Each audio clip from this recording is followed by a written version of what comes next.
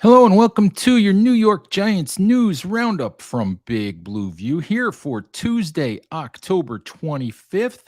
And we really have some injury updates for you today, Giants fans. But first, please remember, if you're watching us on YouTube, like, share, subscribe. If you're listening to us across the Big Blue View radio network, please subscribe wherever you listen to podcasts. Drop us a rating if you have the ability to do that. All right, let's get right into the Giants injury updates coming out of Sunday's game against the Jacksonville Jaguars. Three big injuries to discuss: tight end Daniel Bellinger, right tackle Evan Neal, and left guard Ben Bredeson. Reports from Monday indicate that Bellinger suffered a fracture around his eye socket and septum and appears to be headed for surgery. Head coach Brian Daboll on Monday would only say that he thinks Bellinger's headed for surgery. No real timetable. No idea at this point whether Bellinger, fourth round pick for the Giants, rookie who's been starting at tight end, playing really, really well, been a big part of both the running game as a blocker and increasingly big part of the Giants passing attack. No idea at this point if Bellinger is going to be able to play again this season, but best wishes to that young man. An eye injury, serious eye injury, can affect more than football, can be life altering. So best wishes to Bellinger. Let's hope that he heals well, that he recovers. And, in best case scenario, that we see him on the football field for the Giants before the end of the 2022 season. His injury leaves the Giants a little bit thin at tight end. Only Chris Myrick and Tanner Hudson on the roster at tight end at this point. Giants have former New York Jet Lawrence Cager on their practice squad. Cager was just signed a week ago.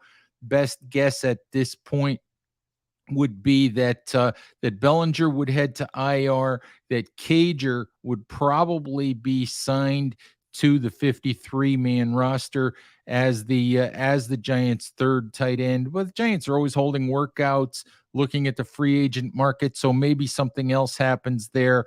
But I think that at this point, the best guess would be that Cager joins the 53-man roster to give the Giants three tight ends this coming Sunday when they face the Seattle Seahawks. Of course, the other two injuries to offensive linemen: rookie right tackle Evan Neal, the number 7 overall pick, and Ben Bredeson, who has been starting most of the season at the left guard spot.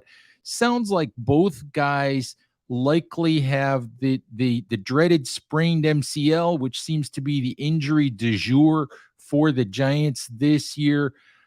Best case scenario for both of those guys would be that they would be out for a few weeks. It appears, Brian Daboll was very tight-lipped about their injuries, only said that they had knee injuries, said both are week to week. Best guess is both guys probably missing 4 or 5 weeks. At this point, it would look like Josh Ezeudu, rookie third-round pick, who stepped in for Bredeson, would be the best choice to stay in that spot at left guard.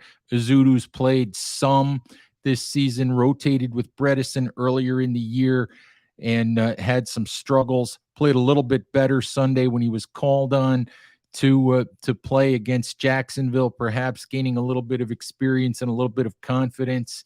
So we'll see what happens with the Ezeudu. Tyree Phillips filled in for Evan Neal and will likely continue to do that. Phillips is a guy who was claimed on waivers from the Baltimore Ravens, had some starting experience over a couple of seasons with Baltimore.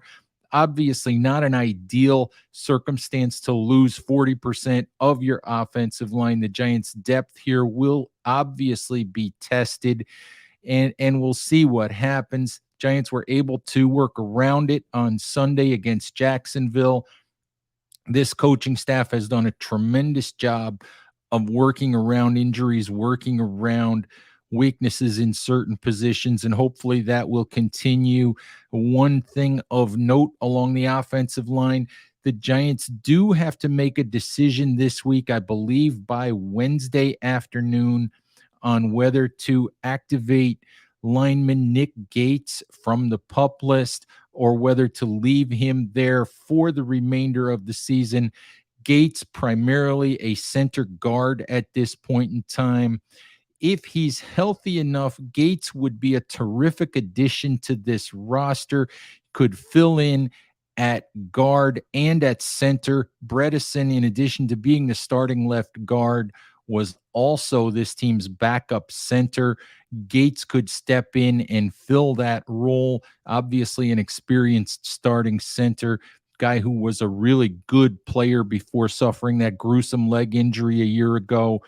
And, we all hope that Gates is healthy enough to get back on the field. And at this point, the Giants could use Gates as depth and possibly as a guy who could step in at the left guard spot if the Giants determine that Josh Azudu is just not ready for full-time duty.